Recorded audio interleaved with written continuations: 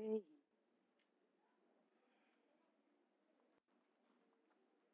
So let us pray. Let's ask wisdom from the Lord. Hallelujah. Lagay po natin ang ating mga kamay sa ating puso. Hingin natin, Panginoon, nais ko pong maunawaan ang iyong mensahe. At sa tulong mo, banal na Espiritu, mangyayari po ang lahat ng ito. Sa pangalan ni Jesus, hinihingi ko po ang dugo ng Panginoong Jesus na siyang bumalot sa aking isipan at puso upang hindi manakaw ng kaaway ang mensahe ngayong araw na ito. In Jesus' name. Amen. Amen. We need always the help of the Holy Spirit in our lives. Kaya nga po, ang banal na Espiritu ay tinawag na helper.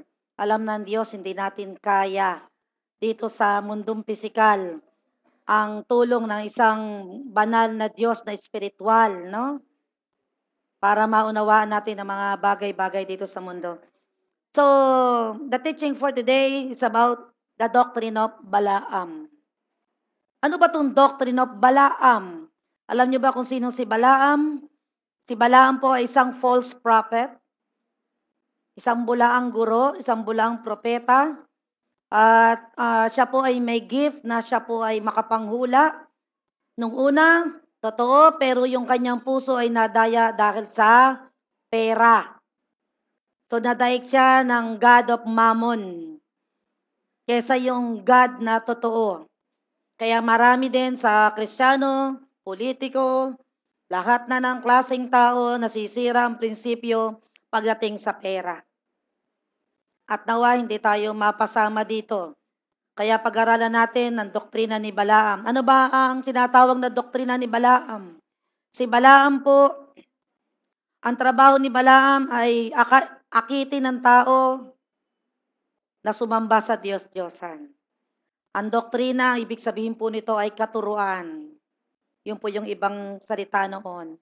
No? Ang katuruan ni Balaam ay akitin ng tao sa pagsamba sa Diyos-Diyosan at dalhin din ng tao sa kahalayan.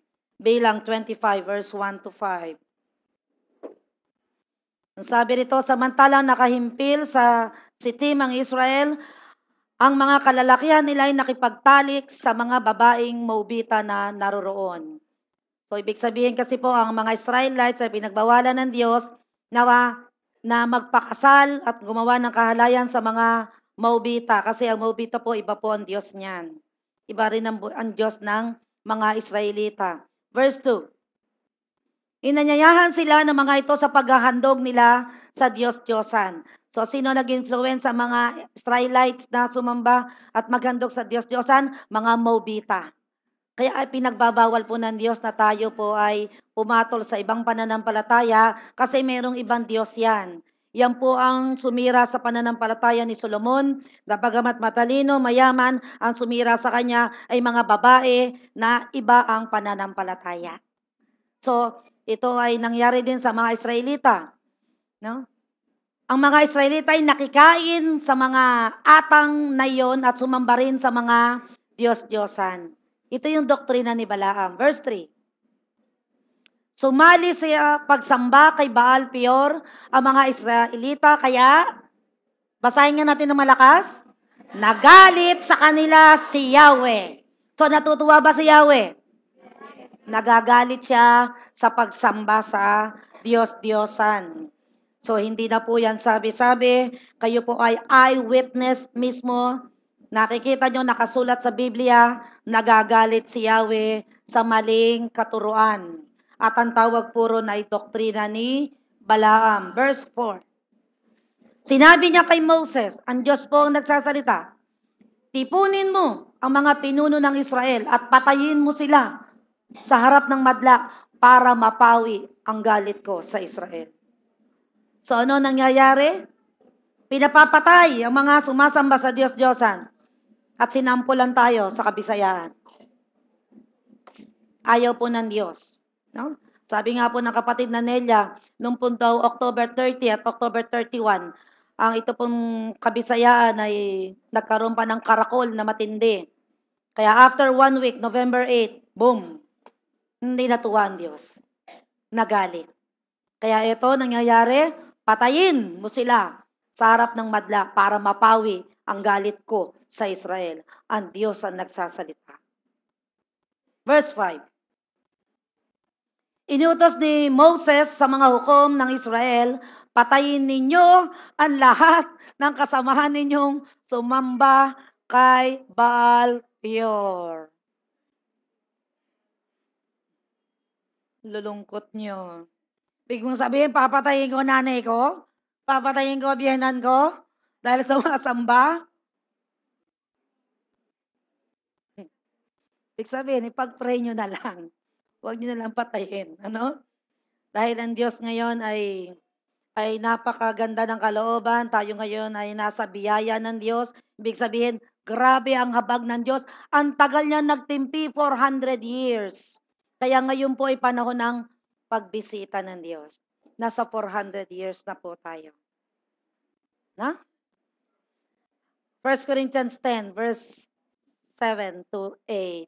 Malulungkot kayo, pinapatay pala ang mga sumasamba sa Diyos-Diyos. Ano no? Ha? Gusto ko nakikita nyo ng mga mata nyo, no? Yan po ay doktrina ni Balaam. Hindi po yan doktrina ng Diyos. Amen? 1 Corinthians 10, 7 to 8. Huwag kayong sasamba sa mga Diyos-Diyosan gaya ng mga ilan sa kanila. Ayon sa nasusulat, umupo ang mga tao upang kumain, uminom, at tumayo upang magsayaw. Yan ang ginagawa. Huwag tayong makikiapid gaya ng ginagawa ng ilan sa kanila. Kaya 23,000 tao ang namatay sa loob lamang ng isang araw. So, hindi natutuwa ang Diyos. In one day, 23,000 ang namatay. Bakit? Anong ginawa? Sumamba kasi sa Diyos-Diyosan. Ito po'y bagong tipan. Ang kinukwento po rito ay lumang tipan. Sa lumang tipan pa lang, sinasabi na ng Diyos, paulit-ulit na nagkasala ang Israel. Na hanggang ngayon, ito pa rin ang problema ng mga tao. Katwiran nila, dito na ako nagising, dito na rin ako mamamatay. Mamamatay ka talaga pero walang katapusang kamatayan. Dahil ang parusa po dito ay eternal death. So hanggat ikaw ay buhay at meron ka pang panahon para magsisi, gawin mo ang pagsisisi. Tingnan natin ano ba nangyari nung panahon ni Moses. Exodus 32 verse 1 to 10. Basahin natin paano ba nagsimula ang piyesta. Alam niyo ba kung saan nagsimula? Sa Exodus pa lang. Ang first book of the Bible is Genesis and then Exodus. Sa Exodus pa lang may piyesta na. Hanggang ngayon, magpipitun-libong taon na, may piyesta pa rin. Sabi rito, nang magtagal si Moses sa bundok ng mga Israelita, lumapit kay Aaron. No? Ang Israelita ay lumapit kay Aaron, sinabi nila, igawa mo naman kami ng Diyos na mangunguna sa amin. So, ang Diyos pala'y ginagawa. Hindi namin alam kung ano na nangyari kay Moses na yan, na naglabas sa amin sa Ehipto. Verse 2. Kung gayon, sabi ni Aaron naman na konsentidor, tipunin ninyo ang mga hikaw na ginto at inyong asawa at mga anak, dalhin sa akin, sagot ni Aaron. Ganon nga ang kanilang ginawa. Kinuha ni Aaron ang mga hikaw at tinunaw, ibinuhos niya sa isang hulmahan at ginawang hugis ng guya. So ano ang ginawa nilang Diyos? Guya. Ano ba kinakain ng guya? Damo. Ang Diyos nila kumakain ng damo. Kaya nga ganito ang ginawa kay Haring Nabucodonosor, di ba? Pinag-aralan natin sa Haring Nabucodonosor. Nagpagawa siya ng 90 feet na rebultong ginto. At ang lahat ng tao inutusan niya para sumamba. Ano ang parusa sa kanya ng Diyos? Di ba siya ay 7 taon na nanginain ng damo? Di ba? Nagpagawa rin siya ng rebultong ginto. At ito'y ginto rin. No? Pagkayari, sinabi nila, Israel! Ang bayang pinili ng Diyos. Narito ang Diyos mong naglabas sa iyo sa Ehipto. Guya ang naglabas sa kanila sa Ehipto. Dahil hindi nila nakita ang Diyos, dahil ang inutusan ng Diyos na maglabas sa kanila sa Ehipto, sa kalupitan ni Pharaoh ay si Moses. Ang katawan na ginamit ng Diyos nung bababa siya rito sa lupa ay katawan ni Moses. Kaya hindi sila nakita. Itong tagpo na to, ito yung si Moses ay pumanik sa bundok ng Sinai. Tapos siya po ay nag-antay doon na ibigay sa kanya ng Diyos ang 10 utos. At pagbaba niya, no, medyo matagal doon, 40 days siya doon, iba ang panahon ng Diyos. So, ang mga Israelite ay nainip. Asan ba yung Moses na yan? Napakatagal. Bakit hindi na siya bumalik? Naiwan ang kanyang kapatid na si Aaron. At si Aaron ngayon, ayun, siya naiwan doon, siya bantay. Alam niyo ba kung ilan ng milyon ang nilabas ng Diyos dito sa Egypt? Mga 1.6 million katao ang inilabas doon sa Egypt sa pamamahala ni Moses at ni Aaron. Magkapatid yung dalawang yan. Bunso si Moses. Kuya niya si Aaron. Ang panganay ay si Miriam. Okay? At makikita nyo, ano sabi ng Israel? Gumawa sila ng Diyos-Diyosan. Narito ang Diyos mong naglabas sa iyo sa Ehipto. Isang guyang ginto daw ang naglabas na mismo galing sa kanilang mga hikaw, kwintas, sing-sing. Tapos ngayon ang sabi, ikaw ngayon ang aking Diyos. Kaya ang sabi ng Panginoon, mangmang, bulag, hangal ang mga sumasamba sa rebulto. Dahil yan ay gawa lamang ng kamay ng tao. Verse 5. Nang ito'y makita ni Aaron, gumawa siya ng altar. Sa harap nito, sinabi sa mga tao, ipagpipiesta natin bukas. Ano ang tawag? Si Yahweh. Guya yun. Bago si Yahweh, mukhang guya. Kita nyo kung hindi talaga magagalit ang Diyos. Pero napakalaki ng pasensya niya. Hindi ka naman pag sumamba ngayon, parurusahan ka eh. It takes years. Pero habang tumatagal yung panahon na yon, andyan na yung sakit, kaguluhan, problema, hindi mo maipaliwanag. Bakit? Gumagawa ka ng tahanan ng mga demonyo sa bahay mo. Verse 6. Anong tawag sa guya? Si Yahweh. Kinabukasan, maaga silang bumangon at naghandog ng mga hayop at sinunog sa altar. Nagpapatay pa sila ng hayop sa kanilang pagsasalusaluhan sa piyesta. Sila'y nagpakabusog, nag-inuman, at mahalay na nagkakasayahan. Tingnan nyo ang pagsamba sa rebulto at kahalayan, laging magkakambal yan, dalawang yan. Andyan lagi yan. Kaya kita nyo, inuman mamaya may sexual immorality na. Verse 7. Sinabi ni Yahweh kay Moses, balikan mo ngayon din ang mga Israelitang nilabas mo sa Ehipto, sapagkat itinakwil na nila ako. Kita nyo, ang Diyos ang nagsasalita. Na kapag tayo ay sumasamba sa rebulto, no, at hindi sa Diyos na Espiritu na hindi nakikita, ang sabi nito, itinakwil na nila ako. Kaya ang ginagawa rin ng Diyos, itinatakwil sila. At may kaparusahan yon. Verse 8. Tinalikdan nila agad ang mga utos ko. Ito ngayon, sa ating panahon, ito ang utos, hindi nawawala. Gumawa sila ng guyang ginto. Iyon ang sinamba nila ngayon at tinahandugan. Ang sabi nila, iyon ang Diyos na naglabas sa kanila sa Ehipto. Sabi ng Lord, ako kaya? Hindi kaya siya, ako. Dahil dumaing sila, nung sila'y hirap na hirap, nung pinapahirapan ni Pharaoh. Verse 9. Kilala ko ang mga taong yan at alam kong matitigas ang kanilang ulo. Hanggang ngayon, marami pa ring matitigas ang ulo. Katukin mo nga yung ulo ng katabi mo. Matigas nga. Na. Di ba? Matigas nga. Verse 10. Hayaan mong, ito nakakatakot no? Hayaan mong lipulin ko sila. At ikaw at ang iyong lahi gagawin kong isang malaking bansa. So, pinarurusahan talaga ng Diyos. Nililipol. Ibig sabihin, inuubos talaga. Kaya, wash out. Wipe out. Alam nyo na ngayon kung dahilan. Minsan nga pumapasok sa isip ko, tama kayang tulungan tong mga kabisayaan. Dumadaan lang naman sa isipan ko. Dahil sabi ko, mga rebelde to eh. Lumalaban to sa Diyos eh. Tama kayang tulungan to mga ito? Diba? Pahayag 2, verse 12 to 17. So dito, ito pong pahayag, chapter 2, ito po ay Church of Pergamos. No? Pergamo. Ano ba? Kasi sumulat ang Diyos sa 7 church at ito yung isa sa sinulatan. So sabi rito, ano ba yung Pergamo? Ang Pergamo po, ito ay church na worldly. Kasi church yan, iglesia sa Pergamo. Ibig sabihin, pag tinawag kang Pergamo, ano ibig sabihin nito? Ikaw ay nasa worldly church.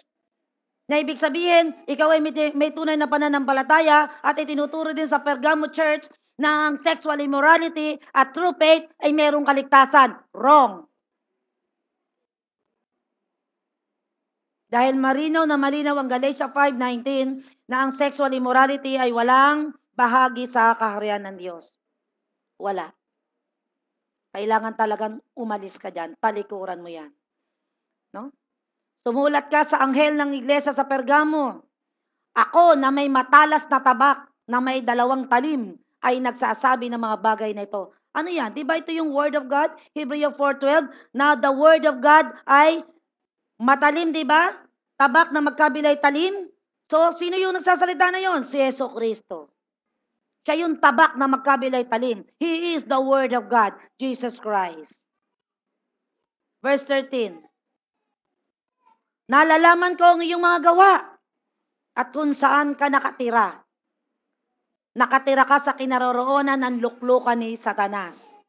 So lahat tayo kinakausap ng Diyos ngayon. Saan daw tayo nakatira? Dito sa luklukan ni Satanas. Ano kaya itong luklukan ni Satanas? Itong sanlibutan, itong mundo. Diba 2 Corinthians 4:4? That Satan is the God, small g, of this world. Si Satanas ang Diyos ng sanlibutang ito. So nandito tayo ngayon, nakatira tayo ngayon sa luklukan ni Satanas. Amen? Kaya lang, kahit nandito tayo'y pinili ng Diyos, kaya wala kang dapat ikatakot. Dahil pinili ka ng Diyos mula sa sanlibutang ito. Ang ayaw ng Diyos na ikaw ay makikiayon sa mga gawa ng mga nakay Satanas. Nang hawakan kang patuloy sa aking pangalan at hindi mo tinilikdan ang aking pananampalataya kahit sa araw na pinatay nila si Antipas, na aking tapat na saksi sa inyong kalagitnaan, na tinatahanan ni Satanas. Sino si Antipas? Si Antipas po, ito po ay hindi siya nakibag-compromise. Siya isang Kristiyanong namatay sa kanyang pananampalataya. Hindi siya kahit ano gawin sa kanya, kahit patayin niyo pa ako, hindi ako luluhod yan kay Baal na yan. Yan po yung si Antipas. Kita nyo, dahil na namatay sa kanyang tamang pananampalataya, naisulat siya sa Biblia ng Holy Spirit. At lahat din po ng mga tunay na may pananampalataya kay Kristo ay nakasulat din ang pangalan natin. Saan naman? Hindi sa Bible, sa aklat ng buhay. Kasi lahat ng tumanggap kay Kristo ay may buhay na walang hanggan, kaya iyan po'y may aklat. Kaya the book of life ang tawag doon. Amen? Sa next. Subalit meron akong ilang bagay na laban sa iyo. Sa ibang version, subalit meron akong hinanakit sa iyo, sabi ng Panginoon. Sapagkat meron sa inyo, daang pinangahawakan ay ang katuruan ni Balaam. Yan na yon. Sa English, pinangahawakan mo raw ang doctrine ni Balaam. Ito yung mga compromiser na Kristiyano nakikikain sa mga kandog sa Diyos-Diyosan. Nahilig sa piyesta. Ito yung katuruan ni Balaam. No? Tinuruan ni Balaam si Barak, naku si Barack Obama yata to, no? Na maglagay ng katitisuran sa harap ng mga anak ni Israel. Ang katitisuran ay ang kumain sila ng ano? Inihain, mga pagkain inihain sa mga Diyos-Diyosan at sila ay nakiapit. Pag ikaw ay kumain ng handog sa Diyos-Diyosan, handa sa piyesta, yung pagkain na yan dahil handog yan sa demonyo, ang epekto niyan sa katawan mo ay kahalayan. At ang tawag sa iyo ay nakikiapid. Nakikiapid ka na sa physical, nakikiapid ka pa rin sa spiritual. Ano ibig sabihin ng spiritual? Ikaw ay Kristiyanong may Diyos na totoo at ikaw din ay andito sa demonyo, spiritu. So nakikiapid ka, dalawang yung Diyos. Nandito sa God of this world, small g, na kay Satan. Kaya nga sabi sa atin ng Diyos, huwag kayong maging worldly. Yes, nandito kayo sa world. But do not be equal to the world. Because the God of this world is Satan. Kaya those who love the world, sabi ng James 4:4, are enemies of God. Tayo pong mga pinili ng Diyos ay hindi dapat worldly. We must be what? Godly. Amen. Malapit na po dumating ang Panginoon. Kailangan isip-isip. No? Ang katitisuran nila, ang pagkakamali nila, ay kumain sila ng mga inihain sa mga Diyos-Diyosan at sila ay nakiapit. Pansinin ninyo, itong si Balaam, ang katuruan ni Balaam, kasi inutusan siya ni Haring Balak na sumpain ng Israel at hindi niya masumpa dahil pinagpala ng Diyos ang bansang Israel. Kaya nung hindi niya maisumpa, alam niyo ang ginawa? Inakit na lang ni Balaam ang mga Israelita na sumamba sa Diyos-Diyosan. 4 na beses na pinasusumpa ni King Balak, may bayad na malaking pera. Sumpain lang ang Israel. At hindi nangyari. Bakit? Nakikialaman Diyos. Ayaw ipasumpa yung Israel. Ngayon, ano ang other way around? Ano yung, kaya may tinatawag na doctrine of Balaam or way of Balaam, na ibig sabihin, hindi niya ngayon ma-curse by confession ng Israel. Anong ginawa niya? Inakit na lang niya, dito ka, samba ka rito, Israel. Kay Baal. So kahit hindi siya sinabihang sumpain ka, Israel, kahit hindi niya nasabi yon, dahil sa pagsamba sa Diyos-Diyosan, anong nangyari? Sinumpa pa rin sila. Nangyari pa rin yung sumpa. Paano? Nagkaroon ng option B. At doon niya nahuli ang Israel. May kahinaan. Ano ang ginawa? Pagkain. Kumain. Sa piyesta. Libre. Pero hindi mo alam ang kapalit. Sabihin mo, nandito naman ako dahil, di naman sa piyesta, dahil reunion. Abay, nag-reunion kayo, tinapat mo pa sa piyesta. Di ba? Palusot ka lang. Next. Sila rin yung nangahawakan sa katuruan ng mga Nicolaita na kinapopuotan ko. Pansinin niyo, ang Diyos ang nagsasalita, no? Sabi niya, ito daw nasa mga kay Balaam, alam niyo ba itong mga sumasamba sa Diyos-Diyosan, ito daw yung meron dito daw itong katuruan ni Nicolaita. Ano ba itong Nicolaita? Ito naman yung mga pangkukulam, pananawas. Yan naman yon. Kaya pag sinabing katuruan ni Nicolaita, mga mangkukulam yan. At nandun lahat yan sa Kabisayaan. Lagi ring magkakambal yan. Pumunta kayo sa Quiapo at sa Baclaran. Diba? Andun din yung mga kandilang itim. Doon kaya binibili yon. Pagkatapos mo simba, mangkukulam ka naman. Andun din yung mga pampalaglag. At maraming nakaabang na mga mandurukot. Kita nyo, no? So, kasi luklukan ni Satanas itong sanlibutan. Na ang gusto ng Panginoon, bagamat nandito tayo, dahil ikaw'y pinili ng Diyos, hindi ka kaya pwedeng pakailaman. Kaya andyan yung tatawid ka ng kalsada, madadapa ka, hindi kaya tayo na Bakit? Markado ka. Ikaw ay pinili ng Diyos mula sa sanlibutang ito. Amen? So napakasarap pong maging anak ng Diyos. Dapat hindi po tayo maging compromiser. Na ano man ang mangyari, no? Titingin-tingin ka, libre, ang daming pagkain, sarap nito no? Talap nito, no? Sabihin mo pa, magsisisi na lang ako mamaya.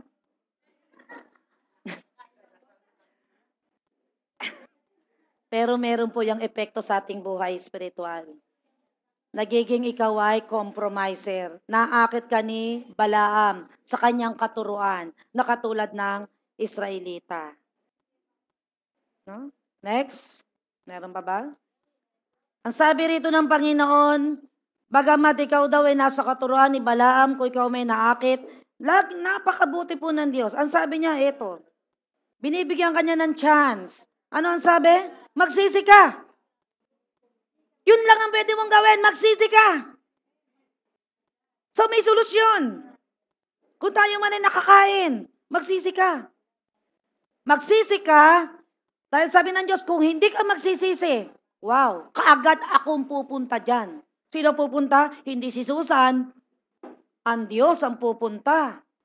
No? Kaagad akong pupunta riyan at makikipaglaban ako sa kanila sa pamamagitan ng tabak sa aking bibig. Yun yung Word of God. Kaya yung Word of God ay tinatawag na sword. No? Talagang pupugnawin lang tayo, salita lang talaga. Kaya every time na tayo po ay nasa panunukso, andyan ang handaan na marami sa Diyos-Diyosan, you speak the word of God para mawala ang last mo sa pagkain. Hindi ka magkasala. Tinuturo sa atin ng Diyos ano ang dapat mong gawin. By the word of God, na katulad ng mga tukso na ginagawa ni Satanas kay Jesus. Ano lang lumalabas sa bibig niya? Tabak. Hindi siya bumubunot dito na, hindi. Dito lumalabas ang tabak ng Diyos. It is written. Yun yung word. Yun yung sword of the Spirit. Amen. So napakalaga ng word of God na lumalabas sa bibig mo. Kada ikaw ay magsasalita ng word of God, lumalabas, puro tabak ang lumalabas sa bibig mo na magkabilay talim, napakatalas. Kaya ito, sabi ng Romans 1:16, sabi ni Pablo, I'm not ashamed of the gospel of Christ, for it is the power of God for the salvation of those who believe. No? Hindi daw natin dapat ikinakahiya ang salita ng Diyos dahil ito daw ay kapangyarihan ng Diyos sa ikaliligtas ng mga naniniwala. Kayo ba ay naniniwala sa Biblia na ito'y salita ng Diyos? So ito'y kapangyarihan ng Diyos sa buhay mo. That once you speak the word of God, it is a sword of the Spirit na mawawala ngayon yung mga demonyong bumubulong-bulong sa'yo at gumaganong-ganong sa bituka mo. Kain ka na, kain ka na, kain ka na. Ha? Mag-rebuke ka. I rebuke you in Jesus' name. Mag-rebuke ka.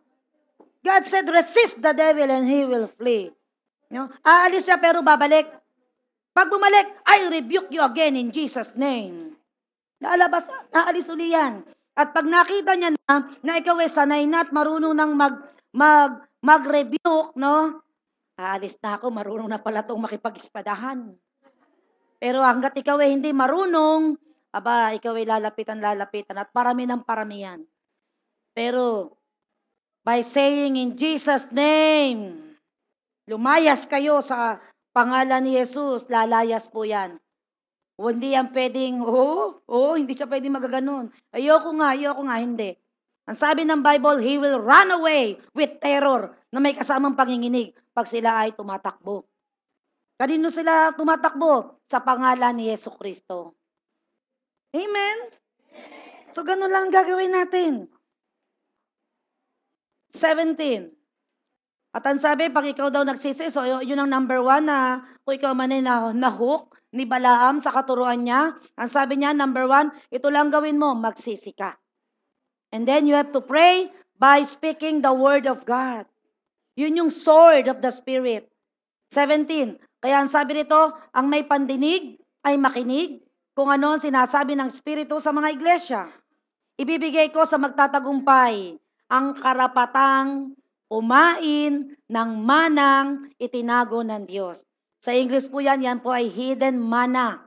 Ibig sabihin, bibigyan ka ng Diyos kapag nagtagumpay ka doon sa katuruan ni Balaam, bibigyan ka ng Diyos ng hidden revelation from the Word of God. Mabubuksan ngayon ang isipan mo. Alam niyo ba, habang kumakain kayo ng mga pagkain ng handog dyan, pabulag ng pabulag ang iyong isipan. Kaya ang sabi, pag hindi ka nakakain yan, bibigyan kita ng ng nakatagong pagkain. Ibig sabihin, kasi ang tawag po rito, kita nyo may pandesal, ito po yung pagkain ng ating kaluluwa. Ay bibigay sa iyo ay mga bagong kapahayagan na nakatago dito pag ikaw ay nagtagumpay. Pag ikaw ay nagsisi tumalikod at hindi na kumain yan. Amen? Sabihin mo sa katabi mo, huwag kang matakaw. No? Kang matakaw.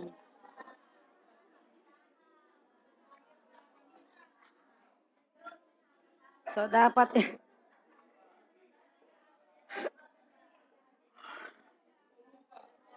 may epekto, diba?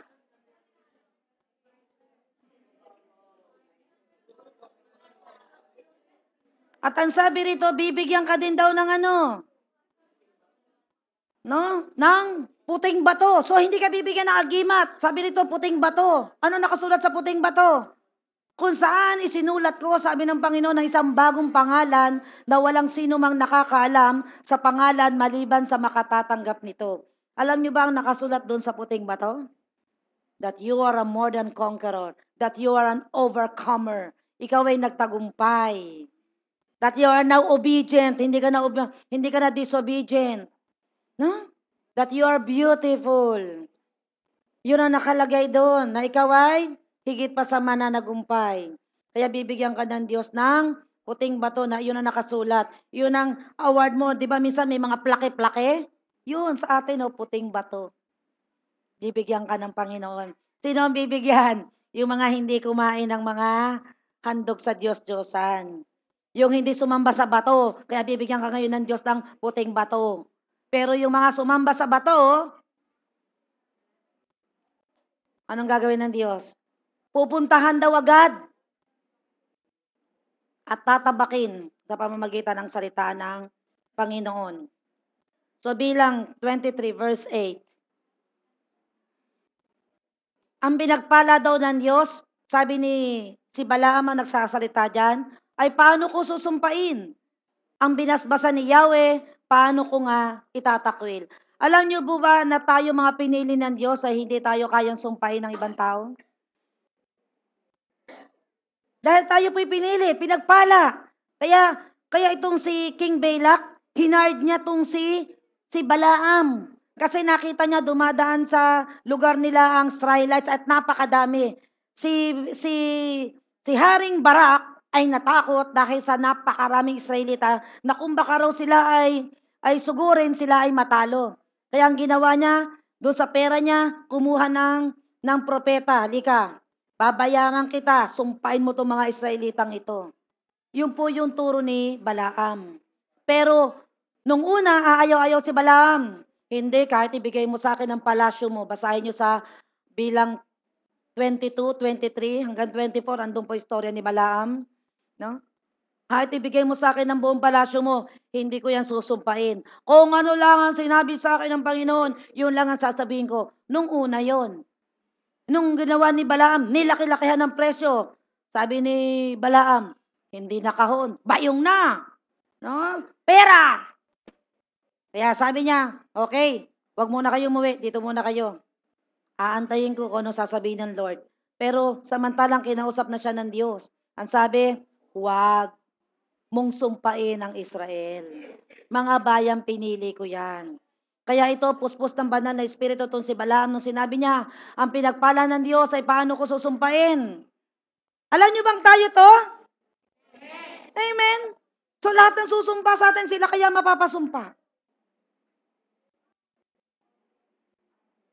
Nakatulad ng Hudyo, tayo rin ay pinili ng Diyos dahil kay Kristo naging Hudyo po tayo. Dahil kay Kristo, ang sabi, di ba? Ang sino mang na kay Kristo ay isang bago ng nilalang. Ang dati niyang pagkatao na pagiging hentil ay wala na, siya ay bago na. So tayo po ay dating Gentiles, ngayon po ay hindi na. We are spiritual Israelites. Tayo po ay katulad ng mga Israelita, pareho na lang tayo ngayon. No? Tayo po ay kinahabagan ng Diyos. Pero ang buhay ngayon ng mga Israelita, sila po ay bulag. Hindi pa nila kinikilala si Jesus, kaya po sila panayang gera. Kaya alam nyo ba, malapit nang mangyari ito, na kapag nabuo na yung bilang ng mga hintil na maliligtas na magiging Kristiyano, kapag na-eksakto na bilang niyan, rapture day na po. Babalikan na ng Diyos ang kanyang bayan. At ang pagbabalik ng Diyos, alam nyo kung ano? Gera. Kasi hindi rin siya kinilala.